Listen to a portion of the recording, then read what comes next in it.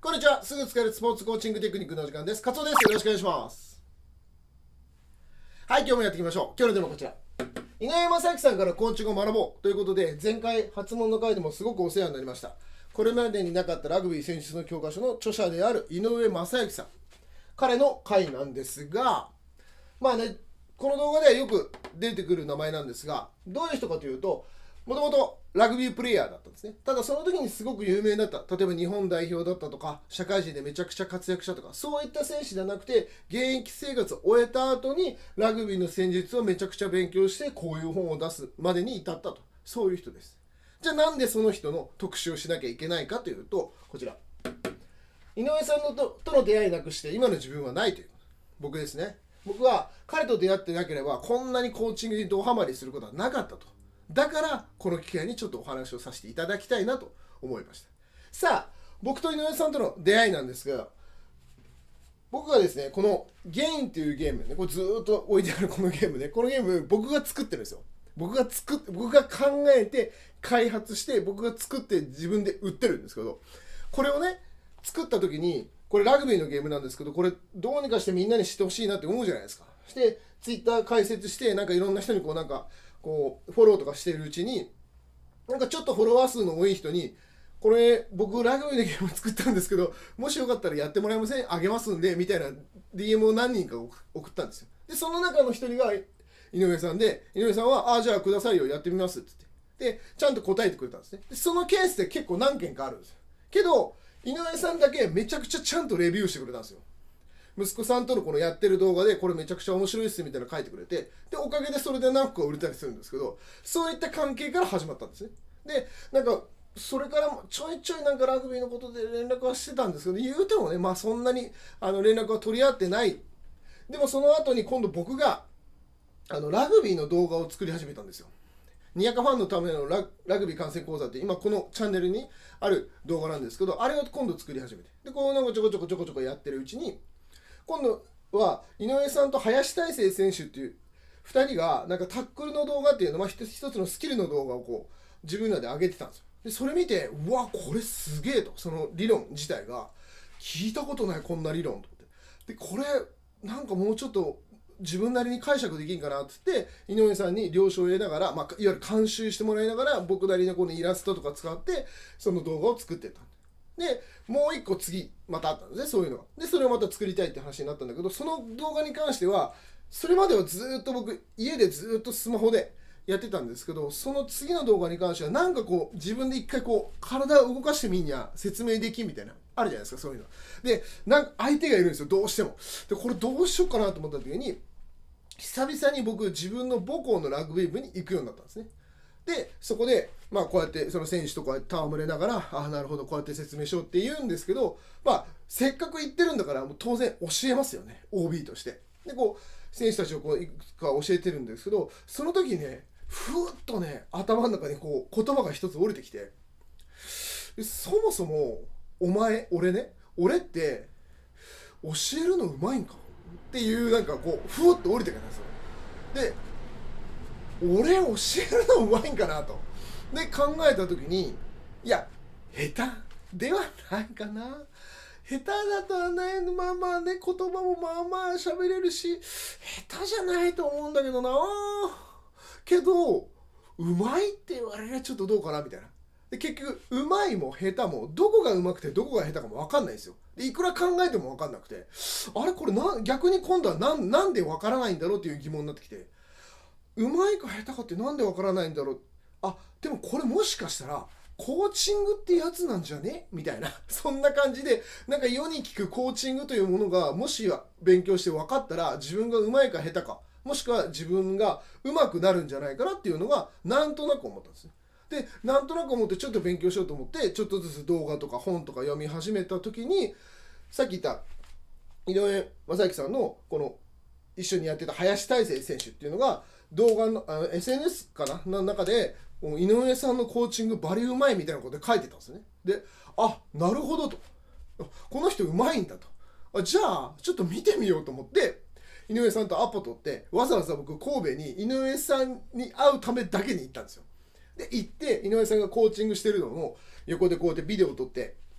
で何喋ってんだろうなとか、どういう練習してるんだろうなって、そのラグビーの内容ではなくて、井上さんが何を喋ってるか、どう喋ってるかっていうのを見に行ったんですね。でこう見てて、でも全然わかんないですよ。本当ね、勉強してて1ヶ月ぐらいの時だったんで、僕全然わかんないけど、まあとりあえず取ってって、でも終わった後に何にもわかんない、具体的なことは何にもわからんけど、でも一言言えるのはうまい、あ、この人はうまいっていうのだけ分かったんですよ。でその後そのままカフェに行って2人でコーチングの話とかラグビーの話もずっとしてるんですけど、まあこれが楽しくてまあ井上さんもね後に楽しいって言ってくれたんですけど、まあ僕はねすげえ楽しくて、結局ね3時間半ぐらい話してるんですよ、おじさん2人が。でしかもそのなんか井上さんが次の用事があるんで、もう泣く泣くもうそれが終わったみたいな感じで終わったその3時間半のトークで、そこから帰ってって自分でその撮ったビデオを見ながらこうチェックして、何がうまいんだろうなみたいなこう分析して、でその後に井上さんがその分析したやつを見せてください、言ってくださいって言って、僕なりにですよ、1ヶ月ぐらいしかやってないやつがなんか一生懸命なんかここがこうだかなみたいなんで送って、でそこから井上さんがいやそれはこうだよみたいなことがあって、そこからコーチングにドハマりしてって、今のこんな動画を作るまで至ったとね。ないんですよ。だから僕は心の中で、井上さんは僕のことをそうは言ってないんですけど、僕は心の中で井上さんをこう言ってます。師匠と呼んでます。すいません井上さん、ごめんなさい、初めて言いますけど僕師匠だと思ってました。すいません井上さんは僕を弟子だと思ってないですからね。それは僕が勝手に言ってることです。っていうそのコーチングを勉強して実践している井上さんと、コーチングを勉強したて全くもう何にも知らない状態の時に初めて出会ってから今までずっと続いてきていると、本当にお世話になって何回もねお会いして話したり、いろんなことでこう勉強させてもらっているという間柄なので、今回ちょっと話させていただきたいなと思います。で僕一人の見方でもいいんですけど、ちょっといろんな人から見た方が面白いかなと思って4人の人に聞きました。井上さんのいいところなどを聞いた4人の方、こちら。田中さん、尾道高校ラグビー部の監督で、三原さんっていうのは今ラグビーのコーチをされてるんですけど、もともともちろんラガーマンで今井上さんとよく親交のある三原さんと宮村正幸さんっていうのは井上さんがもともとチームにいてコーチをしている時のその下で一緒にコーチングをしてた、いわゆる井上さんからすると元部下ですね。部下って言っていいのか分かんないです、こういう上下関係があったっていう宮村さんというと、もう一つ井上さんと親交のあるお医者さんです、杉田さんという方。この4人に僕が井上さんのいいところ、すごいところって何ですかっていうのを聞きました。それをもとに僕の意見も解釈も入れつつ今後話していきたいと思います。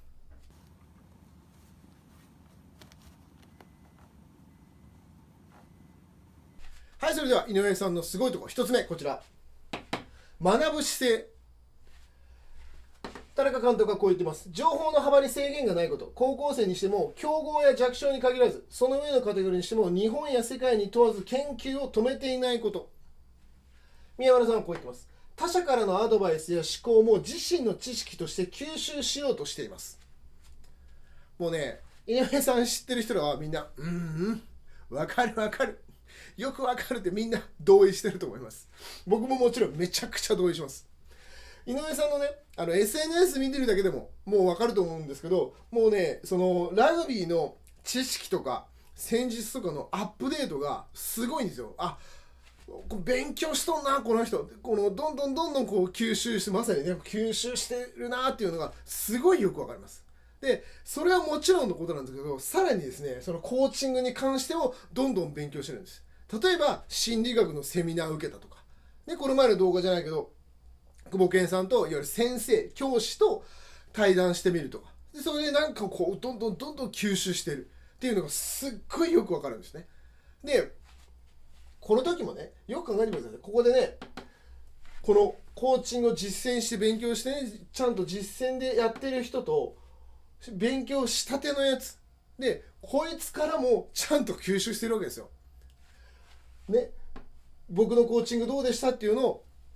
僕から聞いて、でしかも僕なんかもう偉そうになんかこの井上さんのこと分析したみたいな、全然分かってないけど分析したっつって、なんなら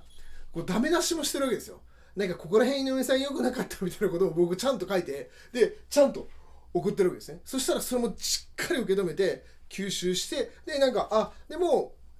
勝夫さんはそうやって言ってるけど僕はこういう理論でこういうことをやりましたっていうのをちゃんと言ってくれて、なるほどねってさ、そういう考え方もあるんだ、勉強になりましたみたいな感じになるんですけど、それをこんなねやつからちゃんと吸収しようとしてる。であともう一個あったのが、僕と井上さんの共通にコーチがいるんですね。でコーチがある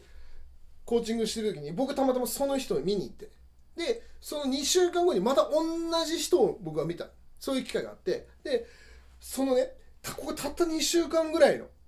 間だったんですけど、この最初見た時と2回目見た時のこのコーチングがめちゃくちゃ上手くなってて、この人が。で僕見てて、なんて言ったら感動してたんですよ。そのグラウンドでそれ見ながら、うわーってこの人めちゃくちゃ上手なってると思って、たった2週間でおそらくその間コーチングしてないはずなのにこんなに上手くなるんだと思って、もう一人でもうおわーってなって、もちろんその本人にもねめちゃくちゃ上手くなってるやんっつって言って、どうしてっていう感じでももちろん言ったんだけど、なんかもうその興奮がね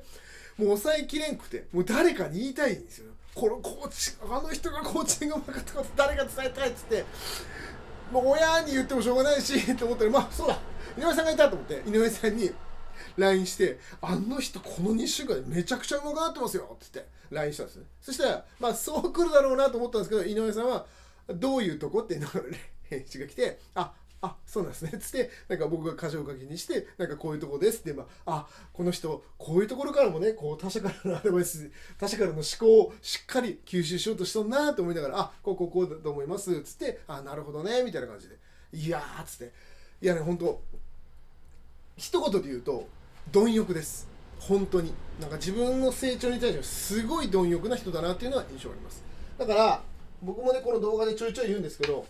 自身のコーチングに疑問を持ち日々成長しようとしている、まさにこの僕がねいつも言っている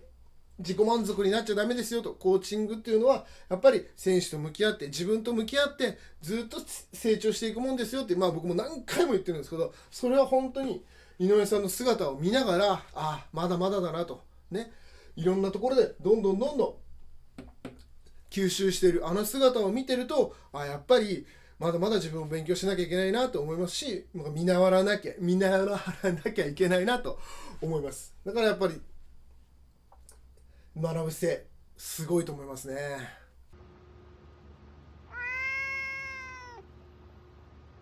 はい、それでは次です。こちら発問ということでね、当然ね井上さんを語る上で発問はやっぱりね避けて通りませんよ。杉田さん、お医者さんはこうやって言ってます。井上氏のコーチングを見ていると圧倒的に豊富な引き出しを持っているにもかかわらず、その場で一緒に答えにたどり着こうとしているように思えると。その導き方は医師としても非常に勉強になると。三原さん、選手と目線を合わせ教えているのではなく一緒に作っているような感覚、選手側としても意見が言いやすく円滑なコミュニケーションが取れる。これ井上さん知ってる人本当ね、首もげるんじゃないかなってぐらい分かるわっつって、分かるっつってってやってると思います。当然ね、前回も話しました井上さんって発問ってすごいんだよっていうのを話したんですけど、それとはまたちょっと違う目線で井上さんの発問のすごさ、こちら心の距離ということで、これは僕が勝手に言ってる言葉なんですけど、自分の中でスポーツの現場の中で心の距離っていうのがすごく大事だっていうのは思ってて、でこれ杉田さんの話を聞いた時に、もしかしたらそのお医者さんの現場でもそうなのかなとなんとなく思って、僕なりに解釈したのをちょっと言わせてもらってください。で僕患者ですよ。喉が痛い、例えば咳が出るっていうので病院に行きます。だから先生にどういう状況って言ったら、咳が出て喉が痛いんですって言う。で先生が調べてくれますよね。口の中とかその聴診器とかって調べてくれて、で他に何かあるって言われて、いや特にそんなないですかねって言ったら、じゃあ軽い風邪で安静にしておきます、薬あげておきますねみたいなので終わるっていうよりも、実際に行って僕が行ってなんか、喉が痛いんで咳が出るんですってこういろいろ見てもらって、そしたら先生側から例えば咳はいつ出るみたいな聞かれて、咳はちょっと起きた時によく出ますかねと。じゃあ、寝てる睡眠時間は大丈夫って聞かれて、睡眠時間は結構寝れてると思います。食欲は食欲もまあまああります。じゃあ、熱もないんだよねっつって、熱も全然ないです。なんか他に気になるところあるみたいな。ちょっとお腹がちょっと下ってるかなみたいな。それいつからみたいな。でも1週間ぐらい前かな。なるほどねっつって、それもちょっとじゃあ気をつけながら見ていこうかと。でお薬あげとくんで、多分軽い風邪だろうからゆっくりしておきましょう、安静にしといてくださいっていうような、例えばこの下り方しますね。ただその同じような感じ、結局風邪は風邪なんだけど、やっぱその会話があるだけでいわゆるこの心の距離って僕縮まると思ってるんですよね。で患者側からするとさささって終わるよりはなんかたわいもないではないんだけど、いろいろ聞いてくれることによってなんかそういえばっていうこともあったりするんですね。その心の距離が縮まってるっていうことを多分言いたいんじゃないかなと僕は勝手に解釈しました。杉さんちょっとごめんなさいね、解釈全然違ってたら本当すいません。でこれはもう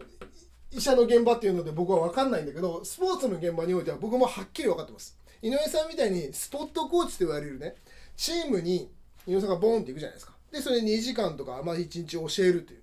感じになるんですけど、選手からすると井上さんがどういう人であろうと、どういう本を出していようか、どういう知識を持ってるようとあんま関係なくて、ざっくり言うと選手から見ると初めて会うおじさんなんですよ。これはもちろん他の人もそうですよ。元日本代表だとしても、その名前は知っとるけど、じゃあどういうふうに教えてくれるかっていうのはそれはみんなわからないね。じゃあその初めて会うおじさんに対して選手ってどういうふうに思ってるかっていうと、やっぱり警戒してるんですよ、どっかで。だから心の距離離れてるんですよ。で離れたとこでなんとなく心の中でですよ、心の中でこう構えてるんですよね。この人どういう風な人なんだろうっていうこう構え、もしくはなんか門みたいなもので閉じて、その隙間からあの人どういう人なんだろうなっていうところから始まるんですよ。これほぼ全員そうだと思います。よっぽどの子じゃないと、なんかパーっていきなり井上さんみたいな、井上さん僕あなたのこと好きですみたいな、そういう風にはならないんで、大体の人はこの知らないおじさんに対してだって怒られるかもしれないでしょ。で口調が強いかもしれないですか。でもめちゃくちゃ優しいかもしれないけど、それは分からないんですよ。だからみんなこういう風な感じで構えてるっていうところから発問が始まっていくんですよ。練習し始めたところから、最初からでこの状態から発問されるわけですよ。でなんかいやでもこの人はまだ信用できないぞっつって、でなんか下手なこと言うと怒ってくるんじゃねえかっつって、気をつけろ気をつけろって選手同士で心の会話でね、話しないですよ、話さずに気をつけろっつって、大人は信じるなみたいなで発問してくる。でも当然聞かれるからつって、なんかでもなんか怖いなと思うんでボソボソって言うんですよ。ボソボソって、なんか自信もないしボソボソって言ったら、それを井上さんがちゃんと組んでくれて、なるほどありがとう、言ってくれてありがとうねっつって、次も言ってねみたいなことを言って、でなんかいい人だったって、いい人だったよっつって、でいい人だったっつって、でこっちの人もこっちの子もなんか質問されて、なんか質問来た、怖いよで、なんか怒られるんじゃないから間違ったこと言いたくないっつって、なんかちっちゃい声でなんとかなんとかですって言ったら、おおなるほどね、そういうこともあるよねみたいな感じで言ってくれた。優しかったみたいな、優しかったぞみたいな、選手同士が心の中で会話してるんですけど、それはしてないかもしれないですけど、でもやっぱりその発問ってやっぱりね、さっきのお医者さんの話じゃないけど、会話していくと徐々にこの心はね溶けていくんですよ。で徐々に近づいていく、ガードは下がっていく、門は開いていく。これが見てたら本当によくわかるんです。僕はいろんなスポットコーチ見てますけど、この心の距離が開いていく姿と全く開かないまま練習が終わる姿をよくわかりますね。本当にこの心の満足度が大事なんですよ。いかに開いて自分がなんか出てってなってるか、井上さんのねコーチング見てると、例えば2時間のコーチングがありますよね。で最初みんな心を閉じてるんですよ。こうやって始めたおじさんだっつって。で言葉も少ない、声もちっちゃい。井上さんはそれでも発問していく、何回も何回も発問していく。徐々に徐々に選手たちの声は大きくなって、そして回数が多くなる。でめちゃくちゃうまいこと言ったら井上さんなしで選手同士が話をしている。すごい、このね心の開かせ方がうまい、発問によってねだと思うんですよ。ちょっとね思い出してください。こっちさっきね吸収するって話しましたけど、井上さんが自分自身のコーチングを僕にね分析させて吸収するために言ってみてくださいよって言ったじゃないですか。カツオさんが見た僕の姿をちょっと言ってみてくださいっつって、それを吸収したっていう話しましたよね。でさっきのもう一個の話、共通のコーチがいて、そのコーチが上手くなったっつって僕が LINE をして、でそれに対してそれをじゃあちょっと教えてくださいよっつってで教えた。これ僕は井上さんのすごい学ぶ姿勢だと、吸収だって、これね実際本当思ってたんですよ。でもこれ話してるうちにあらと思って、僕も発問されてたんじゃないかなとね。勉強したてのやつが分析します、分析したいですって来て分析しましたっていうのを、井上さんからするともちろんその内容を吸収するつもりもあったんだろうけど、それよりもじゃあカツオさんそれを頭の中でしっかりまとめてアウトプットしてみてって。で僕はしっかりそれに乗せられて、ああそうだって、ここでこうでこうでこうでで、なんならダメ出しも偉そうにして出してる。そこで僕の頭にバシッと入るわけですよ。で、ああこれ勉強になった、俺はこうなんだ、こういうふうなことを分析したんだっていうのがしっかり頭に入る。さっきのコーチの話で、井上さんコーチこういうふうなコーチングが上手くなってましたよって言って、